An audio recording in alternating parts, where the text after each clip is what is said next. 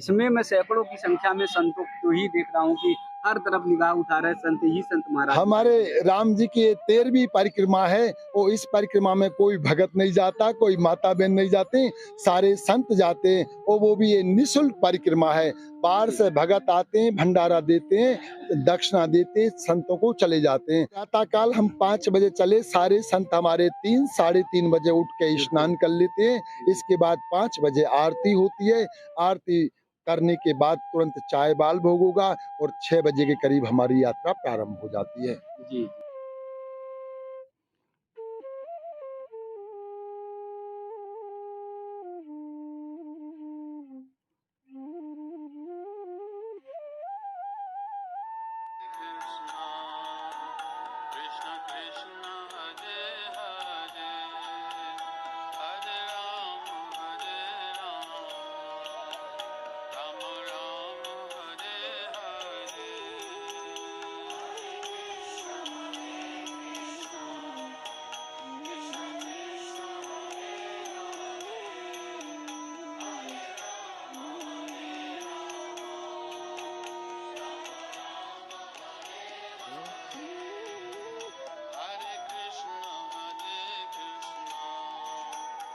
बोलिए गिरिराज महाराज की जय। धर्म ध्वजा लेकर हमारे संत महाराज जी 84 कोसीय परिक्रमा के लिए निकल पड़े हैं। हमारे लोक कल्याण के लिए, राष्ट्र कल्याण के लिए, विश्व कल्याण की कामना करते हुए संत महाराज जी देखिए सैकड़ों की संख्या में 84 कोसीय परिक्रमा के लिए निकल पड़े हैं। हमारा देश हमारी भारतीय संस्कृति संत परंपराओं पर आधारित है, ऋषि मुनियों की परंपराओं पर आधारित है। हमारे देश में ऋषि मुनियों ने, संतों ने हम सबको मार्ग दिखाया है, हम सबके लोक कल्याण की कामना की है। आज हमारा सौभाग्य है कि गोवर्धन धाम में संत महाराज जी परिक्रमा के साथ, संतों के साथ निकल पड़े हैं। लोक कल्याण, विश्व कल्याण की कामना करेंगे ही करेंगे। इस समय सबसे अधिक संकट गौ माता पर है, वायरस बीमारी के जकड़न में है, उसके कल्याण के लिए भी ये परिक्रमा 84 कोसीय परिक्रमा निकल रही है। हमारे देश में जब भी संकट आया है तो संत महाराज जी, ऋषि मुनियों ने ही उस संकट का हरण किया है। इस राष्ट्र को बचाने के लिए दधीची ने अपनी अस्थियां दान दे दी। इस देश को लोक कल्याण के लिए, पशु की रक्षा के लिए, पक्षियों की रक्षा के लिए राजा शिवी ने अपने शरीर का मांस दे दिया। तो हमारे देश में ये प्राचीन परंपरा है कि संत हमारे लोक कल्याण के लिए हमेशा सतत चलते रहते हैं। हम सबके लोक कल्याण की कामना करते हैं। आज गौरवमयी धर्म ध्वजा देखिए, संत महाराज जी के हाथों में ये धर्म ध्वजा है, ये राष्ट्र रक्षा की ध्वजा है, ये देश कल्याण की ध्वजा है और ये ध्वजा सनातन संस्कृति की है। जो भारतवर्ष कभी विश्व गुरु कहलाया जाता था, वो विश्व गुरु के लिए ये धर्म ध्वजा आगे बढ़ चुकी है। और सारे संसार में जिस तरह से अस्थिरता फैल रही है, उस अस्थिरता को ठीक करने के लिए संत महाराज जी का आशीर्वाद जरूरी है, क्योंकि संत महाराज जी ही विश्व कल्याण की कामना करते हैं। तो पूजनीय महाराज जी का आज सानिध्य, आशीर्वाद मिल रहा, उनके नेतृत्व में ये परिक्रमा चल रही है। महामंडलेश्वर पूजनीय परमेश्वर दास त्यागी जी महाराज जी मोरकुटी वृंदावन से हैं और उन्हीं के सानिध्य में चल रही है। कौन सी परिक्रमा है, कितनी परिक्रमा है, कहाँ कहाँ ठहराव है, उन सब के बारे में पूजनीय महाराज जी से जानेंगे और महाराज जी का आशीर्वाद आप तक भी पहुंचेगा। महाराज जी, संतों का सैलाब उमड़ पड़ा है और इतना अच्छा दृश्य दिख रहा है, इतना भाव विहंगम दृश्य दिख रहा है, जैसे लग रहा है कि महाकुंभ में संतों का सैलाब उमड़ पड़ा है। बोले गिरिराज महाराज की जय। जय श्री राधे श्याम सीताराम। कृष्णाय वासुदेवाय हरे परमात्मने प्रणत क्लेश नाशाय गोविंदाय नमो नमः। आज हमारे देश में गौओं पे बहुत विपदा पड़ी हुई है। राजस्थान में 4 लाख गौओं के करीब गौओं ने शरीर छोड़ दिया है। इसलिए हम श्री वृंदावन धाम से, ये हमारी 13वीं परिक्रमा है। लंपी नाम का जो रोग चला हुआ, वायरस चला हुआ है, उस वायरस को रोकने के लाने, शांति के लाने ये श्री ब्रज 84 कोस यात्रा चल रही है। इसमें सैकड़ों के तादाद में संत महात्मा महापुरुष चल रहे हैं। ये सब पैदल चलेंगे। ये 25 दिवसीय परिक्रमा है। श्री वृंदावन धाम मोरकुटी आश्रम से प्रारंभ हुई है। प्रथम पड़ाव हमारा केशव देव मंदिर में मथुरा में हुआ। द्वितीय वहां से चलने के बाद तालबन ताल बिहारी जो भगवान दाऊ जी का प्राचीन मंदिर है, वहाँ ताड़कासुर नाम का राक्षस आता था और वो ताड़ के वृक्षों के फल तोड़कर खा जाता था। ब्रजवासीन में एक बार लड़ाई हो गई, तूने मेरा फल तोड़ा, तूने मेरा फल पेड़ का फल तोड़ा। भगवान जान गए ब्रजवासीन में अब लड़ाई होने का तात्पर्य है बाधा आना। भगवान ने दाऊ भैया से कहा, दाऊ भैया एक बड़ा भयानक राक्षस आता है, उसका अत्याचार है, काम है कि वे ताड़ का वृक्ष के फल तोड़ के ले जाता है। ताऊ भैया ने उस राक्षस का संहार किया, इसलिए उस जगह का नाम पड़ा तालबन। तालबन पहुंचे, इसके बाद कुदरबन पहुंचे। कल हमारे श्री देवरा बाबा व्रत 84 कोस यात्रा गिरिराज जी में आ गई। गिरिराज जी में गोविंद कुंड पर हमारा जहाँ भगवान कृष्ण की पूजा अर्चना के लाने इंद्र ने अपने स्वयं वज्र से जो कुंड खोदा था उसका नाम है गोविंद कुंड। और हमारे भगवान श्री कृष्ण का इंद्र ने उसी जल से अभिषेक किया था, पूजन वंदना किया था।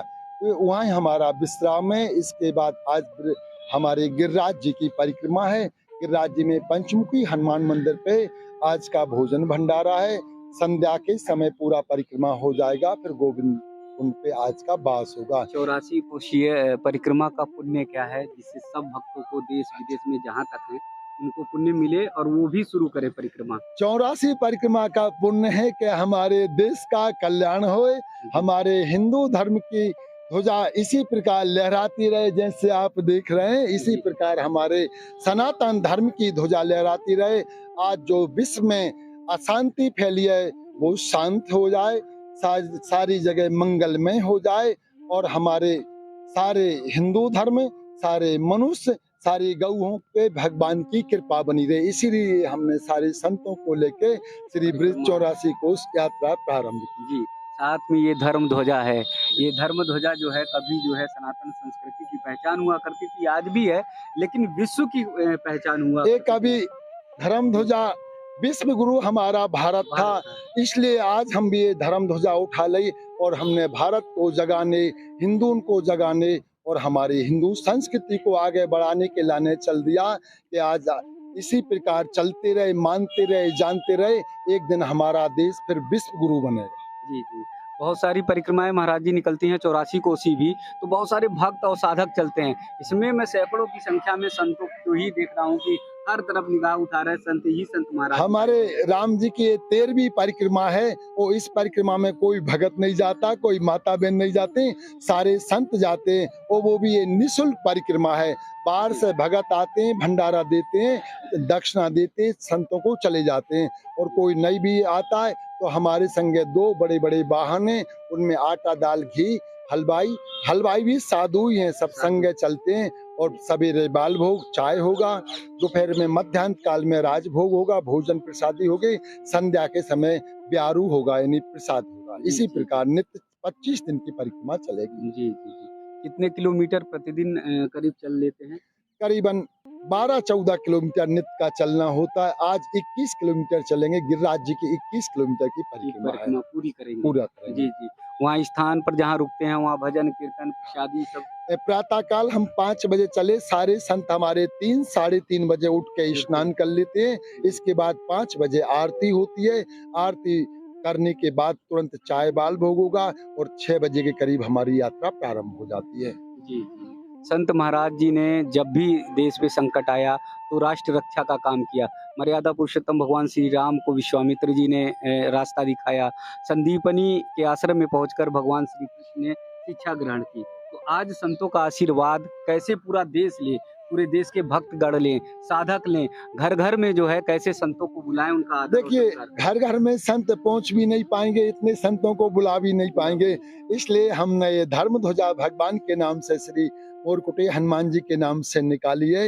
ये 13वीं परिक्रमा है जो हमारे मीडिया के द्वारा आप सबके द्वारा सभी संतों के सभी ब्रजवासी, सभी भारतवासी, सब लोग दर्शन करें और इसी मार्ग पे आगे चलें जो हमारी इसी प्रकार की संस्कृति चलती रहे। जी, भक्तों के लिए अपील करें कि जो देश विदेश से हैं वो भी आएं और परिक्रमा में शामिल हों। इस तरह अनवरत हमारा जो क्रम है वो सनातन संस्कृति का लगातार चलता रहे, जैसे माला जो है एक एक करके पिरोई होती है उसी तरह से। हम गिरिराज जी से प्रार्थना करेंगे, गिरिराज जी से कहेंगे, गिरिराज जी उन जो हमारे देश विदेश में हिंदू धर्म भगत जगत हैं, हिंदू लोग हैं, उनको भी आप इस प्रकार की प्रेरणा दें कि वो भी हमारे ब्रजभूमि, हमारे भारत भूमि में आएं और यहाँ कुछ इस प्रकार का करें उनके द्वारा कि यानी जो उनसे उनकी आगे शांति होए, उनको लाभ होए और हमारी इसी प्रकार की जे संतों की, ब्राह्मणों की, गौओं की सेवा होती चली जाए। एक बार फिर जो है संत महाराज जी सबके साथ जो है संतों के साथ जो है लंपी वायरस जो फैला हुआ है तो गौ माता का संकट दूर हो। और ये चूंकि गिरिराज महाराज जी हैं, यहाँ ठाकुर जी ने 7 दिन जो है गिरिराज महाराज जी को धारण किया था। यहाँ से मुझे लगता है आपकी आवाज अपील जरूर जो है वो सार्थक हो। हम श्री गोवर्धन भगवान से प्रार्थना करेंगे कि जो हमारे देश में आज लंपी वायरस गौओं के लाने रोग चला हुआ है, भगवान उसको तुरंत शांत करें, उसको समाप्त करें और हमारी गौ माता स्वर यानी जैसे पहले हष्ट पुष्ट थी उसी प्रकार फिर हो जाए। पूजनीय महाराज जी का आशीर्वाद मिल चुका है और इसी आशीर्वाद के साथ हम सब सनातन धर्म की धर्म ध्वजा को फहराते रहें, इसी तरह से आगे बढ़ाते रहें। ऐसा विहंगम स्वरूप, ऐसा आनंदमय स्वरूप आप सबको बहुत कम दिखाई देगा कि सैकड़ों संतों के साथ जो है यात्रा बढ़ चुकी है और सभी संत भगवा रंग में रंगे हुए हैं। यही हमारे सनातन संस्कृति की पहचान है, यही हमारे सनातन संस्कृति की धरोहर है, यही हमारे सनातन संस्कृति की एक ऐसी अनुकरणीय परंपरा है जिसे पूजनीय महामंडलेश्वर परमेश्वर दास त्यागी जी मोरकुटी वृंदावन वाले निर्वहन कर रहे हैं।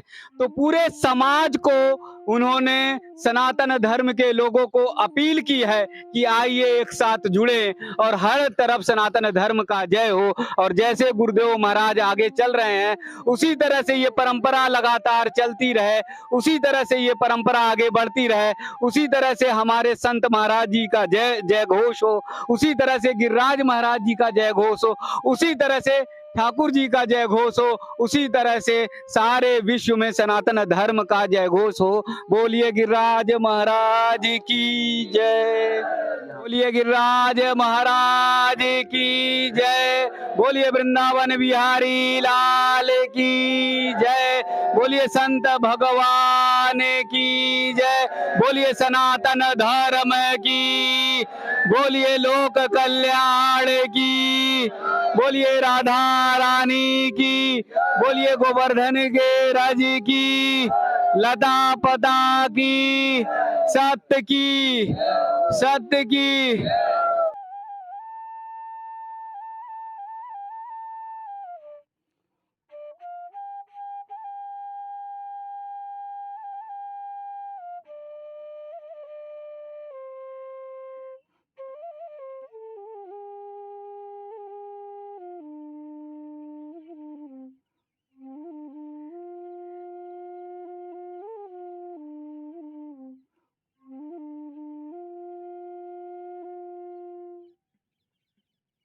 चलेगा।